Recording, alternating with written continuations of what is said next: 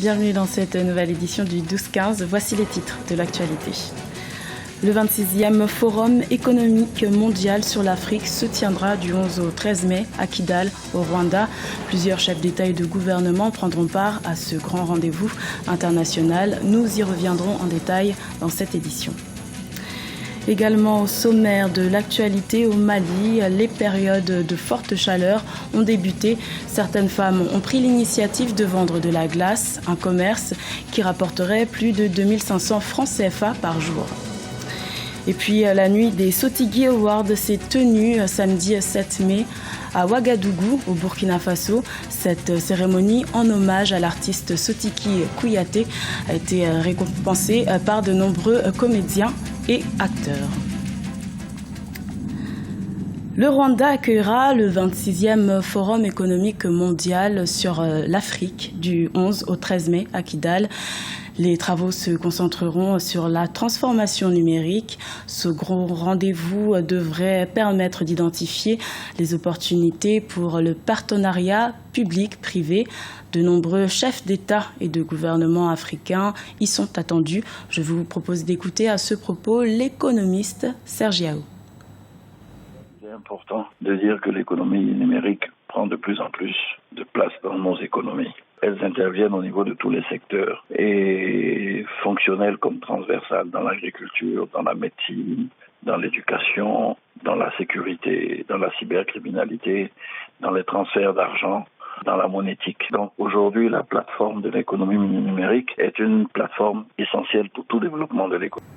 Et sachez qu'Africa 24 vous fera vivre dès ce mercredi 11 mai la cérémonie d'ouverture ainsi que les travaux de ce grand rendez-vous économique mondial où sont attendus plusieurs chefs d'État du continent. La saison sèche a débuté au Mali et les températures moyennes sont de 38 à 40 degrés devant le taux d'électrification qui ne dépasse pas les 13% dans le pays. Certaines femmes ont pris l'initiative de produire et de vendre de la glace, un commerce rentable puisqu'elles gagneraient plus de 2500 francs CFA par jour. Un reportage de notre correspondant Mokhtar Bari. Bamako au Mali, les petits commerces est une tradition. Sur certaines artères de la ville, des vendeuses de légumes aux petits vendeurs de cartes, cirères et bien d'autres petits métiers se côtoient. Cependant, en cette période de chaleur, des vendeuses peu ordinaires accostent les usagers de la route. Ce sont les vendeuses de glace. Elles proposent des boules de glace moyennant 150 ou 200 francs CFA. La forte chaleur et les nombreux délestages ne sont pas étrangers à ce commerce.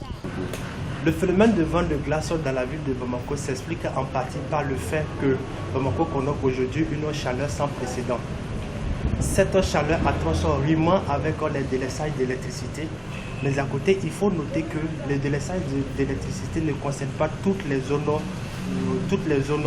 ou les quartiers de Bamako, car on a des zones stratégiques telles que les camps militaires qui ne connaissent quasiment pas de coupure d'électricité. Ce faisant, ces femmes profitent de cet avantage pour proposer leurs services de vente de glaçons aux quartiers qui sont privés d'électricité. Composées uniquement de femmes, les vendeuses s'approvisionnent pour la plupart dans les camps militaires où l'électricité est gratuite, à en croire certains d'entre elles. Le coût à l'approvisionnement est de 200 à 250 francs pour 3 glaces. Cependant, les prix jugés trop élevés par les revendeuses amènent certaines à créer leurs propres glaceries, même si les délestages freinent les affaires. J'ai commencé à vendre la glace il y a de cela une dizaine d'années. Cette voie n'était même pas habituée. Nous achetons la glace dans les grands.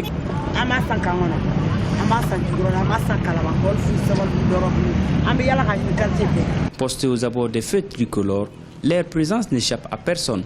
Des usagers de la route aux tenanciers des débits de boissons, les clients se bousculent chaque soir. Pour eux, les délestages ne favorisent pas l'usage de certains appareils électroménagers. Avant, je branchais mon frigo qui a été court-circuité par les coupures. Maintenant, j'achète avec les vendeuses pour rafraîchir ma boisson. Cela m'est plus rentable que de réparer mon frigo. Le business de la glace rapporterait entre 2500 et 3000 francs CFA par jour. Avec une demande sans cesse croissante, les vendeuses de glace entendent perfectionner le secteur avec l'acquisition de matériel adéquat pour mieux servir la clientèle. La nuit des Sotigui Awards en hommage à l'artiste Sotiki Kouyaté, disparu en 2010, s'est tenue samedi 7 mai à Ouagadougou. De nombreux acteurs et comédiens ont été récompensés lors de cette célébration, dont l'actrice Mouna Ndiaye, qui a été sacrée Sotigui d'or 2016. Un reportage de notre correspondant Jean-Paul Ouedraogo. L'Afrique célèbre ses artistes comédiens. Ce samedi 7 mai 2016 à Ouagadougou a eu lieu la Nuit des Sotigui, un événement culturel pour la promotion du métier d'acteur comédien du cinéma et de l'audiovisuel d'Afrique et de sa diaspora. Et pour l'édition 2016, c'est l'actrice comédienne Mouna Ndiaye qui a été lauréate du Sotigui d'or pour son rôle dans le film L'œil du cyclone du réalisateur burkinabé Sékou Traoré.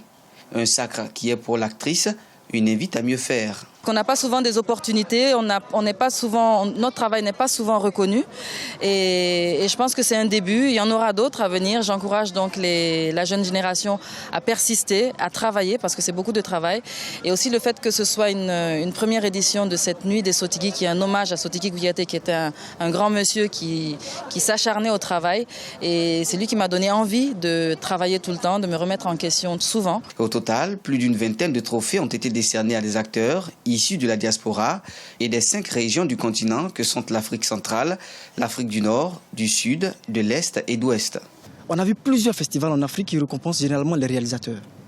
Pourtant, ceux-là même qui donnent l'émotion, ceux-là même qui font qu'aujourd'hui on s'assoit devant la télévision et on dit « Ah, ce film a été bon », ce sont les acteurs comédiens. Et par moments en Afrique, ils sont oubliés. Et aux États-Unis, vous allez voir en France, partout, c'est des gens qui ont une plateforme de reconnaissance pour pouvoir s'exprimer. Mais chez nous en Afrique, c'est tout le contraire. Cet événement a été créé en l'honneur de Sotiki Kouyaté, acteur de cinéma, chanteur, danseur, musicien, descendant d'une famille de griots disparue en 2010.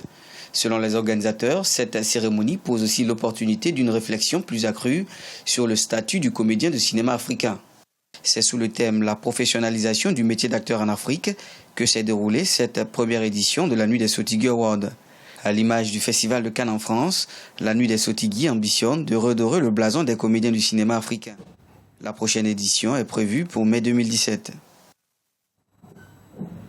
Également dans l'actualité, à la suite du décès vendredi 6 mai du footballeur international camerounais Patrick Ekang en Roumanie, le parquet de Bucarest a ouvert une enquête pour déterminer les circonstances du décès. Plusieurs médecins et supporters ont émis des critiques concernant la prise en charge médicale du joueur. Une autopsie médico-légale devrait avoir lieu ce lundi 9 mai. C'était le journal de la rédaction. Merci pour votre fidélité. Retrouvez dans quelques instants une nouvelle édition de l'information sur Africa 24.